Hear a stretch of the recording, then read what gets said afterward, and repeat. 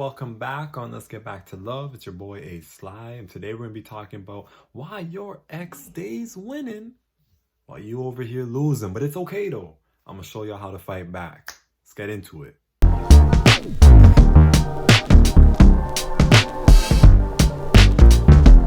Right now love is a very crazy time, bro. It's a crazy time. When you get in a relationship, it's lit. You go through the honeymoon phase, everything's blessed. Then all of a sudden, shit starts coming down. You know what I'm saying? You might start seeing red flags. You know, your significant other might start icing you out, isolating you a little bit. Things just aren't rocking like how it was in the honeymoon phase, you know?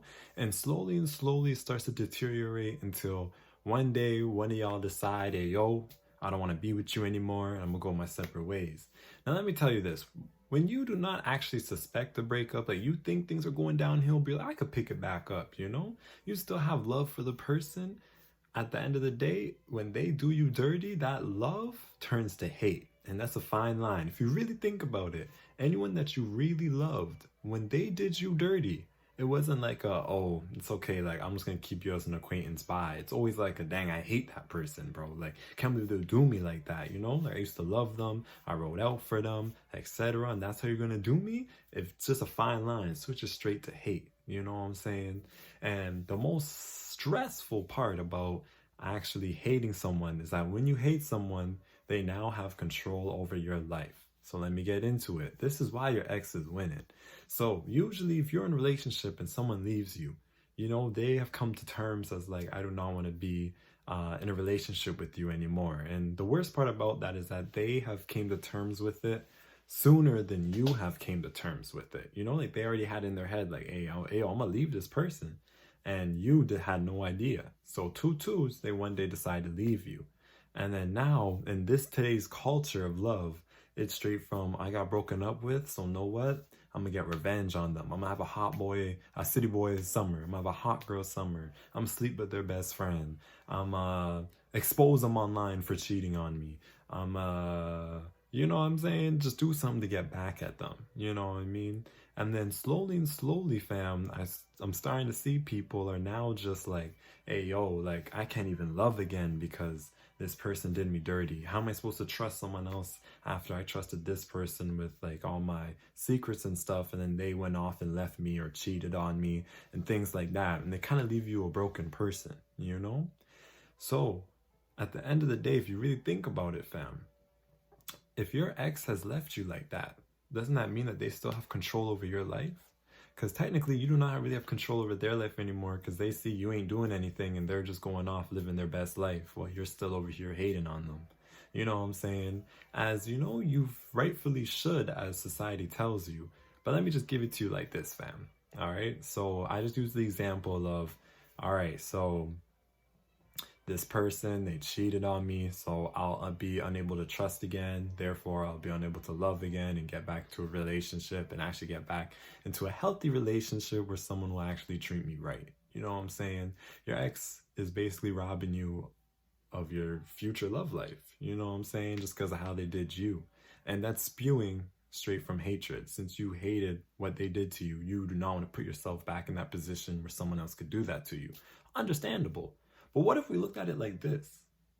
What if you looked at it as you turned around and been like, know what?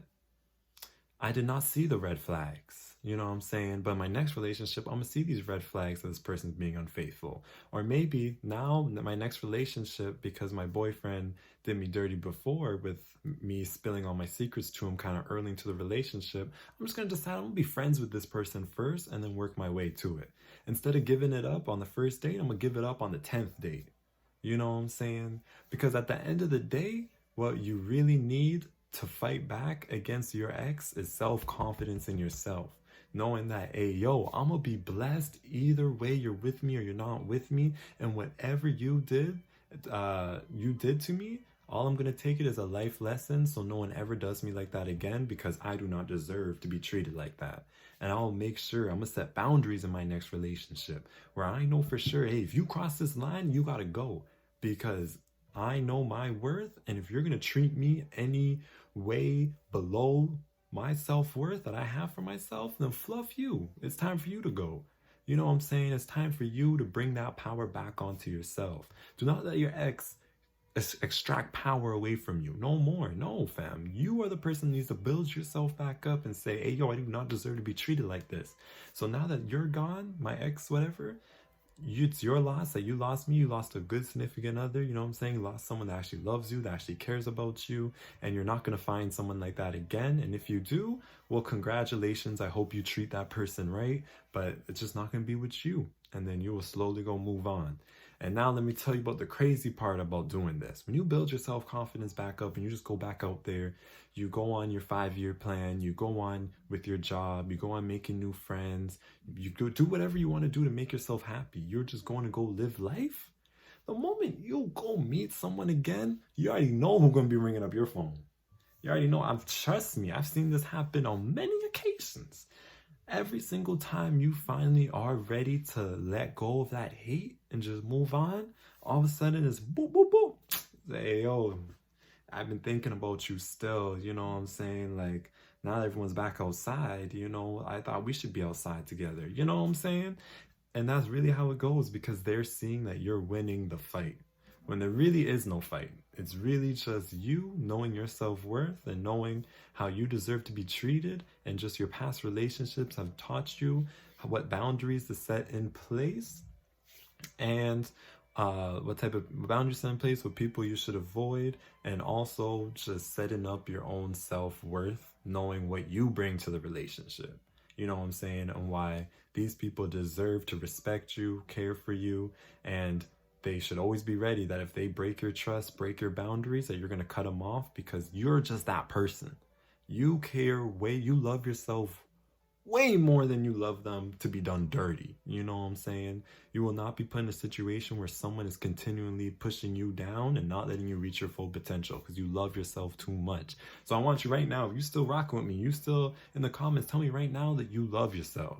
Tell me right now you're not going to let anyone do you dirty. You're not going to let your ex control your life. Today is a new day, brand new day. You're going to get up tomorrow, go out there and go live your life, fam. You know what I'm saying? I want you to block your ex on everything, delete them on everything. They do not control your life anymore. I do not even want you to bring up their name. I forget what rapper said this, but she basically said, like, don't even talk about my ex. Let's just pretend that Ninja died, because that's really what it is. Let's pretend that Ninja died and let's go move on. All right?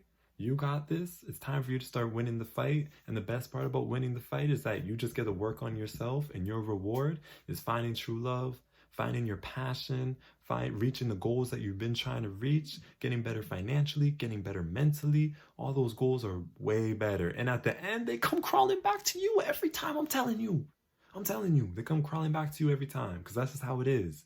It's just how it is. All right. So thank you. Leave a like, subscribe to the channel, and let's get back to love, and let's start fighting back against our exes and reaching our full potential that I know all y'all could reach. I love y'all.